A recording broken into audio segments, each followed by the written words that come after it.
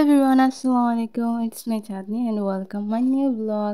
আজকের ব্লগটা হচ্ছে একটা র্যান্ডমলি ব্লগ বানাচ্ছি, তেমন কোনো কারণ নাই। আজকে আমি যাচ্ছি, হঠাৎই আমার মনে হলো যে একটু আপার বাসা থেকে ঘুরে আসি। তো তার জন্য যে ভাবনা সেই কাজ, আমি চলে গিয়েছিলাম আপ্পির বাসায়। তো এখানে যাওয়ার পথে পথে আমি কিছু ভিডিও করছিলাম, তো এইগুলা ভাবলাম যে সবগুলা মিলাই একটা ভিডিও করে নিই। তো আমি ফার্স্ট অফ অল চলে যাই আমার আপ্পির বাসায়।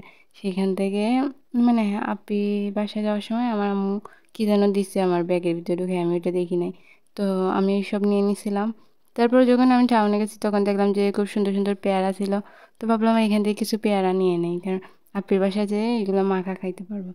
তো একটা সমস্যা হয়েছে কি, আপ্পির বাসায় গেছি, গিয়ে এখন দেখি ওনার বাসায় নাকি কাসুন্দি নেই। মানে আমি পেয়ারা মাখা খাবো বলেই পেয়ারাগুলো নিয়ে গেছিলাম, এখন দেখি নাই।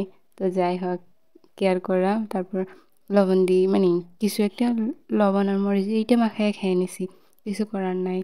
তো তারপর কি হলো, সন্ধ্যার দিকে আপনি বলতেছে কিছু স্ন্যাক্স বানাবে। যেহেতু আমার মন পছন্দের সেই খাবারগুলো খাইতে পারি না, তাই জন্য আপনি আমার মন খুশি করার জন্য আমার কিছু স্ন্যাক্স বানায় দেয় আমার জন্য। আর এই তো সন্ধ্যার পরপরই আপনি আমার জন্য কিছু স্ন্যাক্স নিয়ে আসে। এখানে অনেকগুলো ছিল। আমি বলতেছি এই তেল খাবারের সাথে আবার চাও খাবো নাকি, তো আমি তেমন একটা চা খাই না। তো তারপর বলতেছে খা, অনেক ভালো লাগবে। মানে আপ্পিরা এরকমই খায় তাদের বাসায়, মানে ওরা চা খাইতে মানে ভালোবাসে, বা চার বেশি লাভার বলতে পারেন। এখন তো আর কি করা, আমিও খাইলাম তাদের সাথে সাথে। মানে এখানে প্রত্যেকটা জিনিসই অনেক মজা হয়েছে।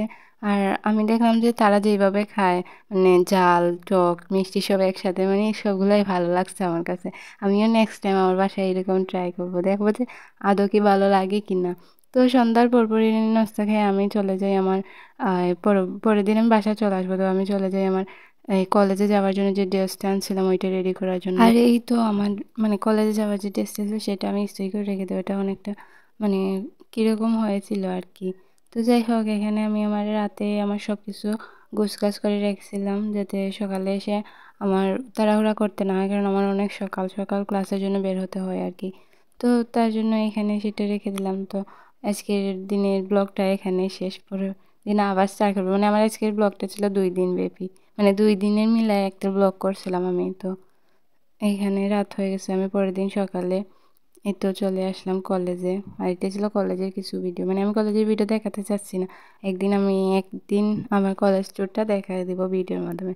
তো এখানে আমাদের ক্লাস ছিল, ক্লাসের ফাঁকে যখন ক্লাস ছিল না তখন আমরা চলে যাই লাইব্রেরিতে। কলেজটা দেখাইছি তাই ভাবলাম এখানে একটা লাইব্রেরি দেখাই নেই।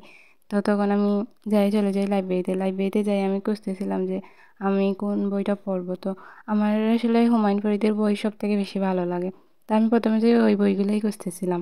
তো আমি এখানে পাইয়াও গেছি, মানে আমার হিমু সমগ্রটা বই কিনে পড়ার খুব ইচ্ছে ছিল। তারপর আমি এখান থেকে পাইলাম, যেহেতু পাইলাম তাহলে ভাবলাম যে এখান থেকে পড়ে নিই। তারপর বইয়ের ভিতরে যাই, ওর দামটা দেখলাম অনেক দাম।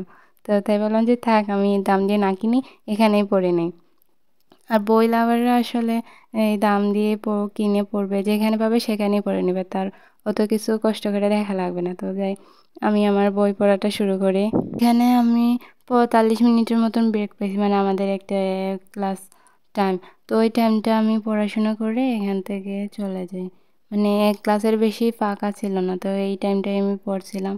তো পড়া শেষ করে আমি চলে যাই ক্লাসটাও শেষ করে নিই। তো ক্লাস শেষ করে যখন বাইরে আসলাম তখন ভাবলাম যে আমাদের ক্যাম্পাসে যতগুলো ফুল আছে সবগুলো দেখে না। মানে আমাদের ক্যাম্পাসে অনেক রকমের ফুল আছে, বাট আফসোস আমরা চিড়তে পারি না, মানে চিড়ে কানে গুঁজে পিক তুলতে পারি না, কারণ এটা নিষেধ আছে, গাছের ফুল পাড়া যাবে না। বাট এইভাবে পিক তোলা যাবে। তো এখানে দেখলাম একটা গাছ খুব সতেজ হয়ে পড়ে আছে, নিস্তেজ হয়ে পড়ে আছে আর কি। তো যাই হোক, এটা সকালে ফুটে হয়তো, আর বিকেলের বেলা নষ্ট হয়ে যায়। তো এইসব করে চলে আসলাম বাসাতে এসে খাওয়া দাওয়া করলাম, রেস্ট নিলাম। তারপর দেখি সন্ধ্যার দিকে কল আসছে যে আমার একটা পার্সেল আছে। তো আম্মুকে নিয়ে এই সন্ধ্যার মধ্যে, মানে ঘোর অন্ধকারে আমি পার্সেলটাও রিসিভ করে নিলাম। তো ওই দিন আবার কেন জানি আমার খাবার খেতে একদম ইচ্ছে করতেছিল না। তারপর আম্মু বললে এখানে নিয়ে আসি। তো আম্মু আমার রুমে বিছানার উপরে নিয়ে আসে। তারপর টিভি দেখতে দেখতে আমরা খেয়ে নিই, মানে উনিও আসছে। আমি একা খাবো না, তার জন্য উনিও আসছে আমার সাথে, খেয়ে নিল এখানে টিভি দেখতে দেখতে। তো আজকের ভিডিওতে এখানে শেষ করলাম। আশা করি আপনাদের ভালো লাগবে। তো আজকে আপনি সবাই ভালো থাকেন। আল্লাহ হাফিজ।